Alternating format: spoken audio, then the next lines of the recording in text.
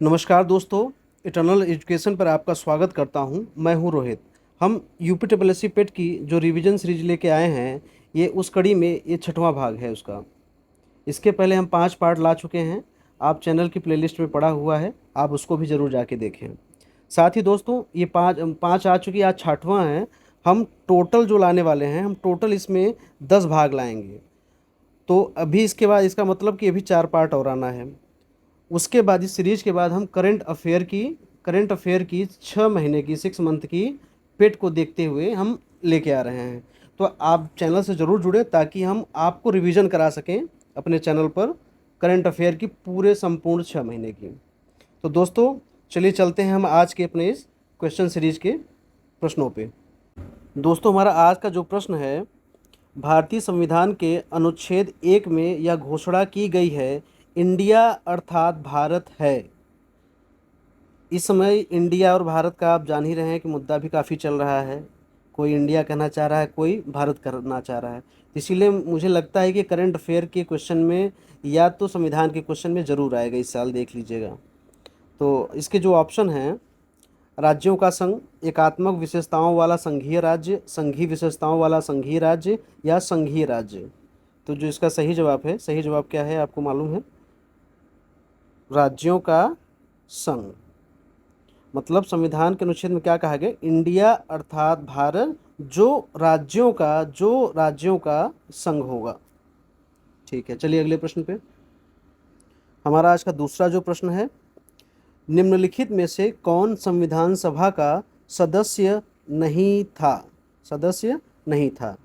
Option है K M. Munshi, R. Gopalaswami Ayyangar, H Beg या T Krishnamachari.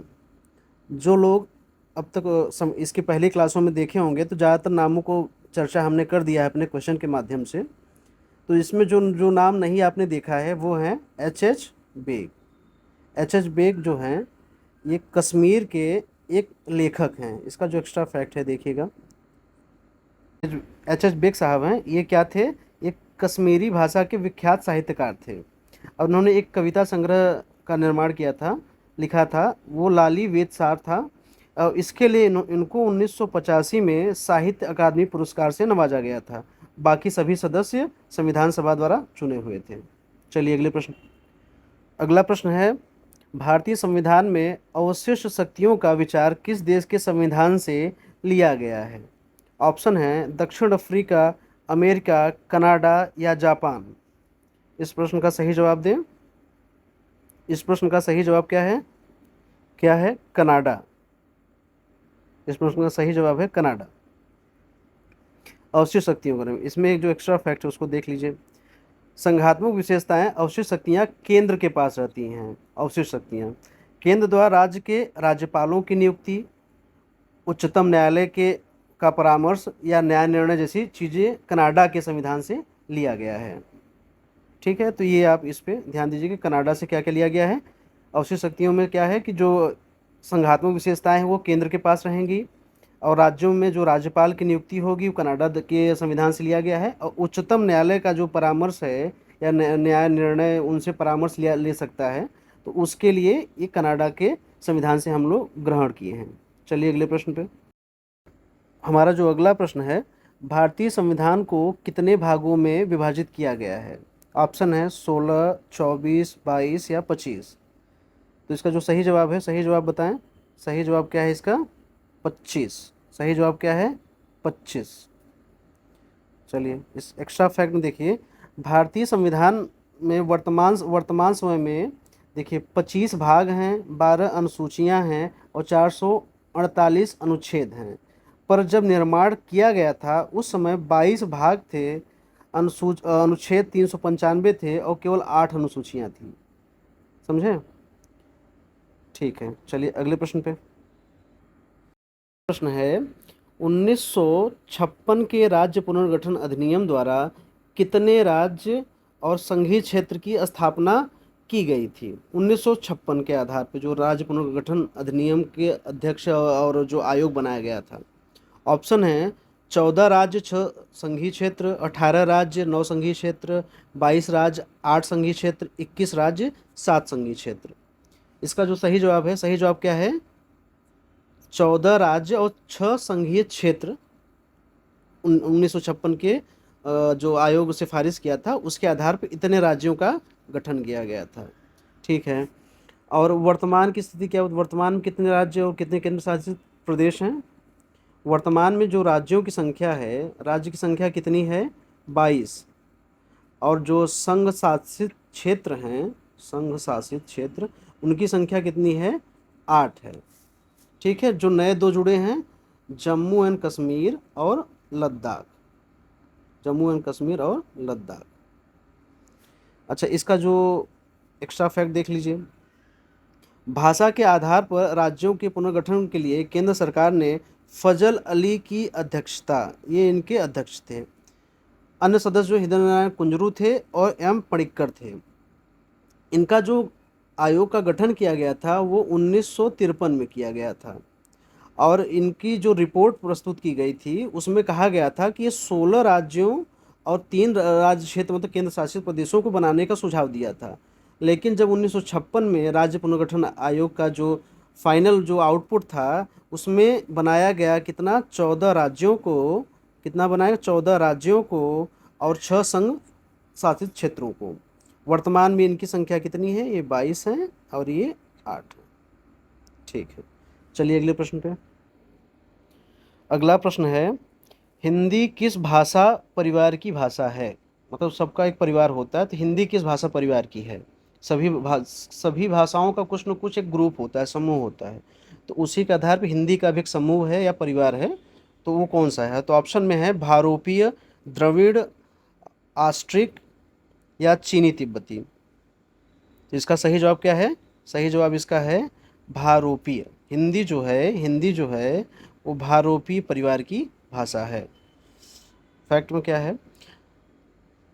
भारतीय भाषा समूह भाषाओं का सबसे बड़ा परिवार है। जो भारोपीय है, जो अपना है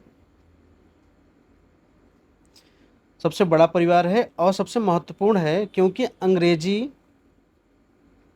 प्राचीन, फारसी, हिंदी, पंजाबी, जर्मनी, नेपाली, ये जो भाषाएं हैं ये सभी भाषा इसी भारोपी परिवार से ताल्लुक़ रखती हैं। और विश्व में जनसंख्या के आधार पर देखा जाए तो लगभग 45% जो लोग हैं वो इसी भाषा परिवार के भाषा बोलते हैं। तो कौन सी है? फिर से लिख लीजिए, भारोपीय। ठीक है। चलिए अगले प्रश्न पे। अगला प्रश्न है हमारा, भाषा की सबसे छोटी इकाई क्या है? ऑप्शन है शब्द, व्यंजन, स्वर या वर्ण। तो इसका जो सही जवाब है, सही जवाब क्या है? वर्ण।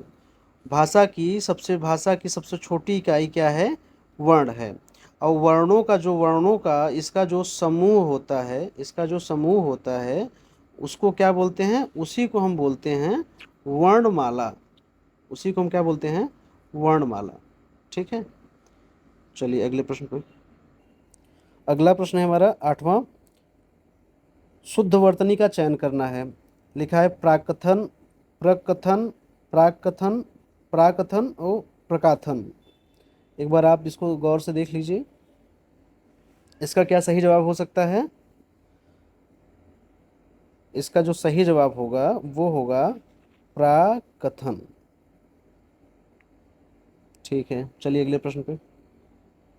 अगला जो प्रश्न है 9वां, 2 वर्णों के मेल से होने वाले विकार को क्या कहते हैं? ऑप्शन है संधि, समास, उपसर्ग या प्रत्यय। क्या कहते हैं? जवाब दे इसका।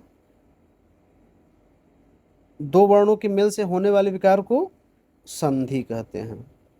क्या कहते हैं? संधि। फैक्ट देखिए इसके। संधि का जो अर्थ होता है मेल या फिर मिलाना होता है। जब हम 2 शब्दों को मिलाते हैं तो पहले शब्द की अंतिम ध्वनि और दूसरे शब्द की पहली ध्वनि मिलकर जो परिवर्तन लाती है उसे ही हम संधि कहते हैं। जब संधि किए गए 2 शब्दों को हम अलग अलग करते हैं तो उसी को हम क्या बोलते हैं? संधि विच्छेद बोलते हैं। ठीक है। चलिए अगले प्रश्न पे है, अम्य का पर्यायवाची शब्द है विष, सुधा, मधु या आम्र। तो अम्मी का जो अर्थ होता है क्या है? अमृत है। अमृत। क्या? अमृत। तो इसका जो पर्यायवाची शब्द है वो देख लीजिए, विष तो होगा नहीं, मधु नहीं, आम, ये आम का है, ये मधु रसाल होगा, इसका होगा। सुधा जो है इसका सही जवाब है। तो अम्मी का पर्यायवाची शब्द क्या है? सुधा। देख लीजिए। विष का जो होता है जहर, माहुर, हलाहल, गरल, कालकूट। सुधा का होता है पीयूष, अमीय, सोम, जीवनोदक। मधु का होता है मकरंद, शहद, सुधा, रस, कुसुमासव, पुष्पासव। आम्र का है अमृत, अमृत फल, पीक बंधु, प्रसाद, फल श्रेष्ठ। तो आम का ये है। तो इसका जो सही जवाब है क्या? अमृत का सुधा। चलिए अगले प्रश्न पे। अगला जो प्रश्न है हमारा, अवनी। अवनी का विलोम शब्द है। अवनी का अर्थ क्या होता है? पृथ्वी, वसुंधरा, वसुधा। तो जो ये अवनी है ये खुद पृथ्वी की, मतलब एक तरीके पृथ्वी का पर्यायवाची लिखा गया है। तो इसमें नीचे जो ऑप्शन है, आसमान, आकाश, अंबर और गगन, एक तरीके से देखें तो सबका मतलब लगभग वही, सब पर्यायवाची शब्द हैं, पर एक खुद स्वयं पृथ्वी की पर्यायवाची शब्द है। तो इसका जो सही जवाब होगा, सही जवाब क्या होगा? अंबर। अवनी का, अवनी का विलोम शब्द क्या होगा? अंबर। एक एक्स्ट्रा फैक्ट देख लीजिए इसका। जैसे अवनी का पर्यायवाची जो शब्द है, पर्यायवाची शब्द क्या है? पृथ्वी, धरा, धरती, वसुंधरा, बहुत सी चीज़ें कहती हैं। उर्वी, धरित्री, धारणी, क्षितिज, वसुंधरा, वसुधा, जमीन, भूमि। तो ये एक तरीके से देखा जाए तो भूमि का या पृथ्वी का ये पर्यायवाची शब्द था। और हमेशा ऑप्शन में, ऑप्शन कंफ्यूज करने के लिए ज़रूर दिए रहेंगे, पर आप अवनी का हमेशा अंबर ही मारिएगा। ठीक है, चलिए अगले प्रश्न पे।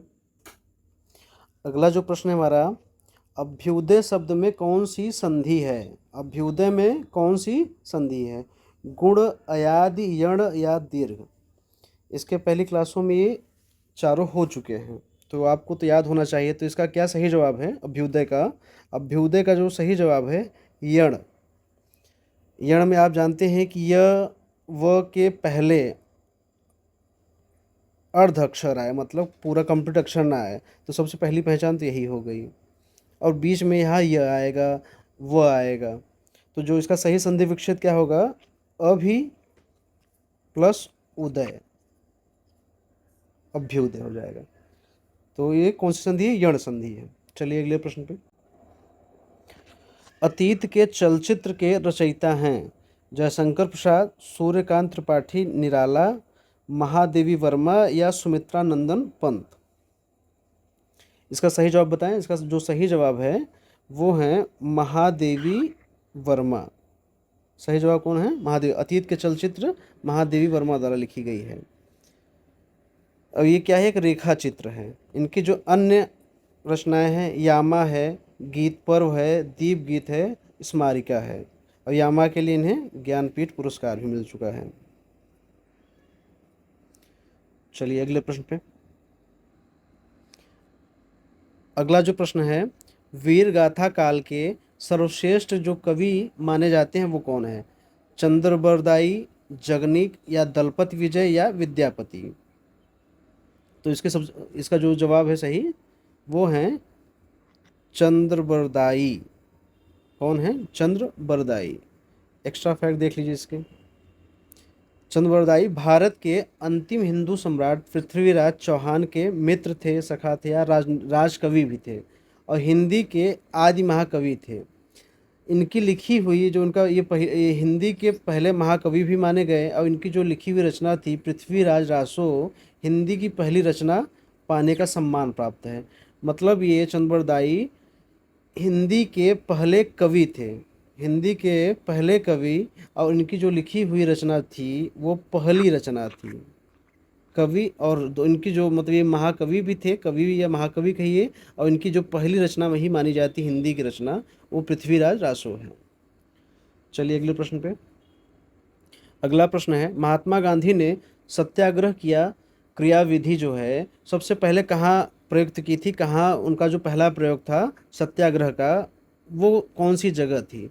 दांडी, चंपारण, खेड़ा या अहमदाबाद। इसका जो सही जवाब है, सही जवाब क्या है? चंपारण, बिहार। एक्स्ट्रा फैक्ट देखिए इसके।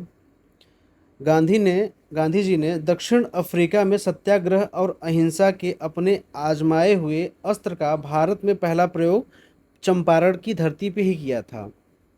और यहीं से उन्होंने ये भी एक प्रण लिया था कि वो जीवन भर एक कपड़े पर ही गुजार गुजार देंगे या गुजर बसर करेंगे। इसी आंदोलन के बाद महात्मा गांधी की उपाधि भी गांधी जी को मिली थी, महात्मा की उपाधि।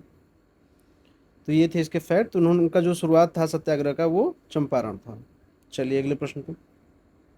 अगला जो प्रश्न है, देश बंधु की उपाधि संबंधित है किससे? B R Ambedkar, Chittaranjan CR Das, Bipin Chandrapal या रविन्द्रनाथ टैगोर। तो इसका जो सही जवाब है, सही जवाब क्या है? सही जवाब क्या है? हाँ, इसका सही जवाब है चित्तरंजन सीआर दास।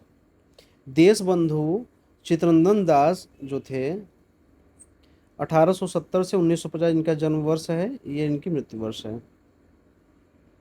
विश्व प्रसिद्ध भारतीय नेता थे, राजनीतिज्ञ थे, वकील भी थे, कवि थे, पत्रकार थे और भारतीय स्वतंत्रता आंदोलन के प्रमुख नेताओं में से भी एक थे। इनके उन्होंने कई बड़े स्वतंत्रता सेनानियों के साथ, मतलब उनके साथ जो आंदोलन में भी रहते थे और उनके मुकदमे भी लड़ते थे। तो चित्तरंजन दास का नाम ही देशबंधु था। चलिए अगले प्रश्न पे। अगला जो हमारा प्रश्न है, निम्नलिखित में से विद्रोह में से किसको बंकिम चंद्र चटर्जी ने अपने उपन्यास जो लिखा था कौन, आनंद मठ में उल्लेख कर प्रसिद्ध किया था? कौन से प्रकरण को? भील विद्रोह को, रंगपुर तथा दीनापुर विद्रोह को, विष्णुपुर तथा वीरभूमि विद्रोह को या सन्यासी विद्रोह को? तो इनमें से किस विद्रोह को बंकिम चंद्र चटर्जी जी ने अपने उपन्यास आनंद मठ में शामिल किया था? तो इसका जो सही जवाब है, सही जवाब क्या है? सन्यासी विद्रोह। सही जवाब क्या है? सन्यासी विद्रोह। एक्स्ट्रा फैक्ट देख लीजिए। 18वीं शताब्दी के अंतिम वर्षों में, जो 1760 से 1800 ईसा पूर्व तक चल रही थी, अंग्रेजी शासन के विरुद्ध तत्कालीन भारत के उस भागों में सन्यासियों द्वारा, मतलब अंग्रेजी सरकार थी, उनके विरुद्ध सन्यासियों द्वारा केना सरकार या दिरजी नारायण ने उग्र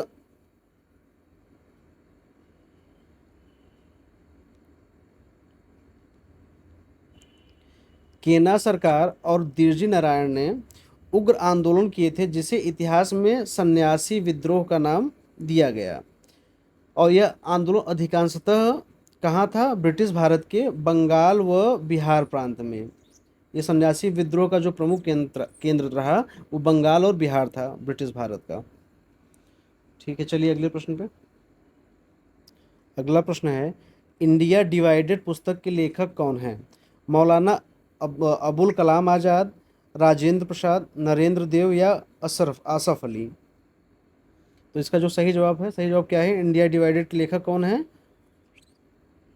इंडिया डिवाइडेड के लेखक राजेंद्र प्रसाद हैं। एक सेकंड, कौन है लेखक? राजेंद्र प्रसाद। इंडिया डिवाइडेड की पुस्तक के लेखक कौन है? राजेंद्र प्रसाद। चलिए अगले प्रश्न पे। अगला प्रश्न है हमारा, महात्मा गांधी के राजनीतिक गुरु कौन थे? मदन मोहन मालवीय, बाल गंगाधर तिलक, लाला लाजपत राय या गोपाल कृष्ण गोखले? महात्मा गांधी आपके सिलेबस में दिया है, तो उनसे संबंधित क्वेश्चन तो जरूर आने हैं, तो ये सब भी क्वेश्चन आ सकते हैं। तो इसका जो सही जवाब है, सही जवाब क्या है? गोपाल कृष्ण गोखले। महात्मा गांधी किसे अपना गुरु मानते थे? गोपाल कृष्ण गोखले को। और गोखले जी जो मानते थे वो मानते थे यमजी रनाडे को। ये गोखले जी के राजनीतिक गुरु थे। तो दोस्तों आज के लिए बस इतना ही।